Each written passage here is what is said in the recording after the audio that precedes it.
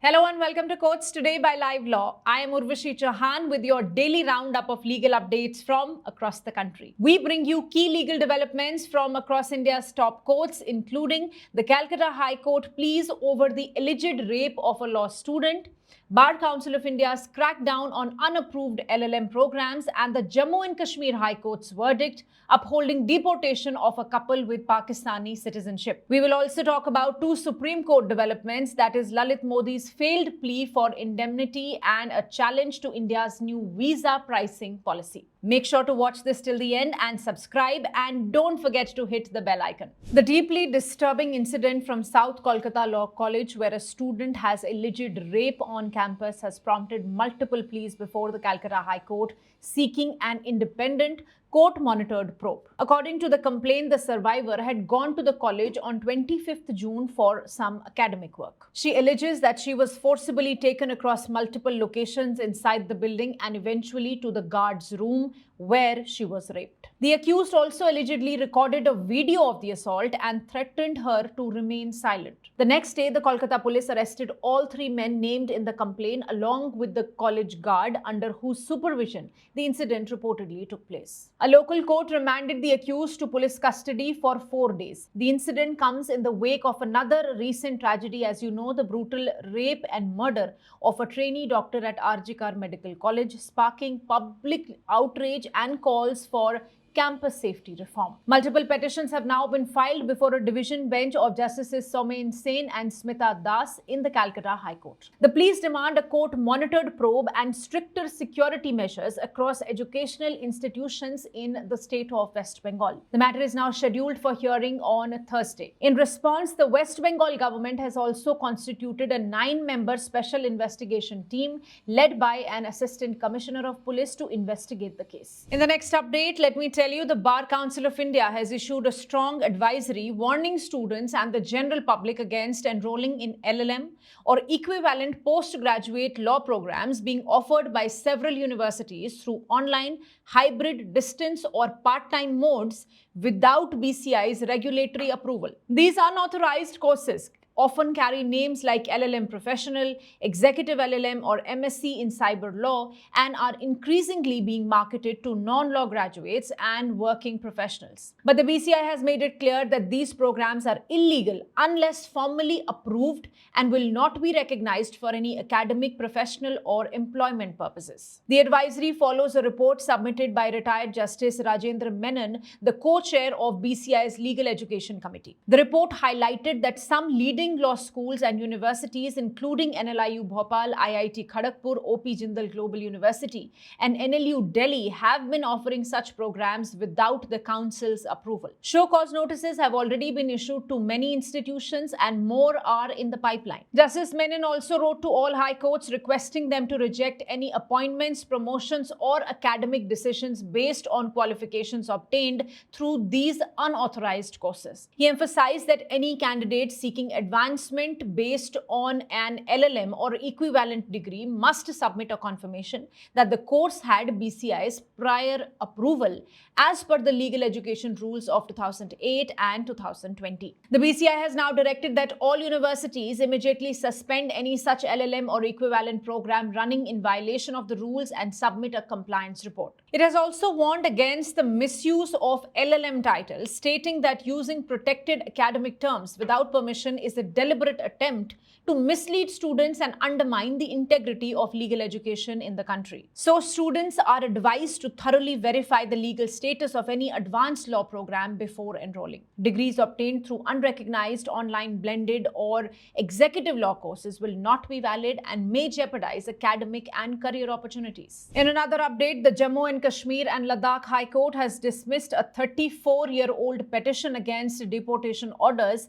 and here is what it's all about. This case involves a couple who had been living in Srinagar since 1988. Now, even though they were originally from India, the issue is they had voluntarily taken Pakistani citizenship decades ago. That automatically meant they lost their Indian citizenship, that is as per Section 9 of the Citizenship Act of 1955. They came to India on valid Pakistani passports passports got short-term visas, and when those were not extended, the government passed deportation orders back in 1989. But the couple got a stay from the court, and because of that, they have continued to live in India for the past 30 years till now. What was their argument? That they became Pakistani nationals because of historical reasons, not by choice, and that since they were born in Srinagar, they should be protected under Indian law. But the court did not agree with this. The court, however, rejected these arguments. Justice Sindhu Sharma observed that petitioners had made no proper legal application for Indian citizenship and failed to provide any documentary proof supporting their claim of being Indian nationals. Their communications to government authorities, including the Chief Minister and Ministry of Home Affairs, were informal and lacked legal standing. The court conducted a detailed analysis of Articles 5 to 11 of the Constitution and cited landmark rulings to reinforce that voluntary acquisition of foreign citizenship leads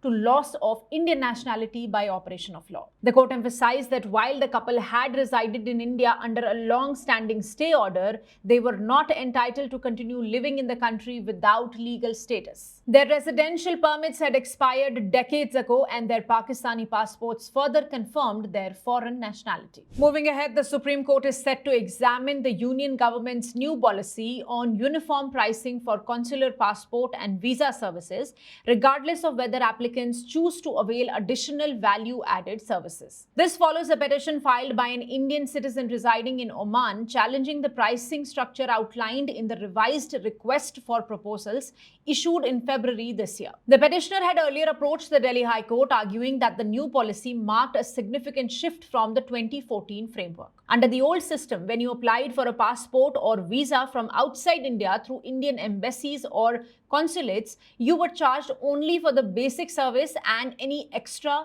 or optional features like courier delivery, SMS updates, photocopying, etc. were charged separately only if you chose them. These were called value-added services. But in February this year, the Union government changed the rules. In the new request for proposal, third-party service providers, that is private vendors who help with visa or passport services abroad, are told to quote a single all-inclusive price whether or not the applicant uses any extra services. So everyone pays the same amount even if they don't use courier, SMS or any other extras. This means that someone using only basic services ends up paying more than before. The cost has allegedly gone up as much as 1,617% for some people, even when no optional services are taken. The Delhi High Court had dismissed this PIL, saying that the petitioner lacked locus standi, and pointed out that existing bidders had already challenged certain aspects of the RPF. The High Court had also questioned whether the matter could be treated as a PIL and noted possible issues with territorial jurisdiction. Challenging this dismissal, the petitioner has now moved the Supreme Court, arguing that bidders may not be concerned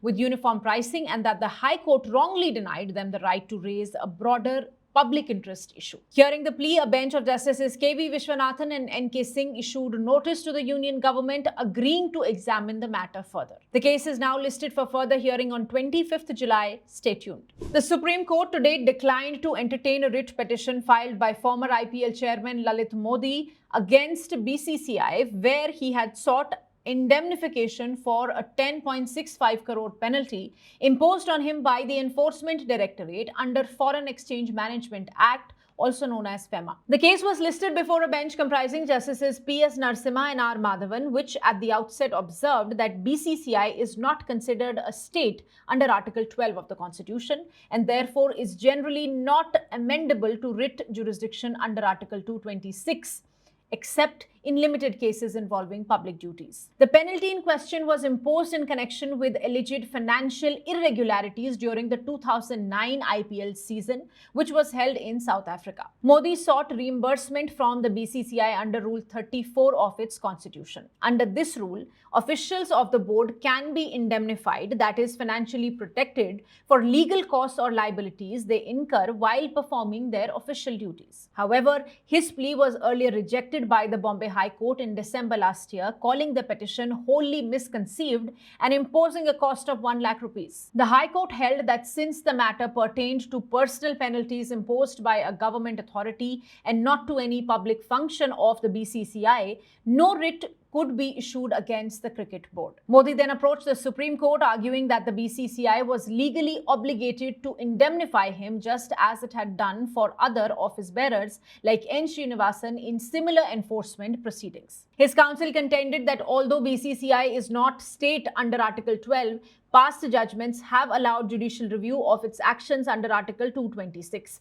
Particularly when BCCI performs public functions such as organizing cricket events. During the hearing, Modi's counsel also referred to an interim order in the related PMLA appeal in which similar indemnity had been extended to other former BCCI officials, suggesting that Modi was being unfairly denied the same benefit. However, acknowledging that the relief Modi seeks may not be maintainable under the writ jurisdiction of Article 226, the bench advised that he could pursue a civil suit instead. Ultimately, court permitted him to withdraw the petition while recording that he would still have the liberty to pursue appropriate civil remedies. It emphasized that although writ relief was not available in this case, the petitioner had the right to explore other legal avenues for indemnification.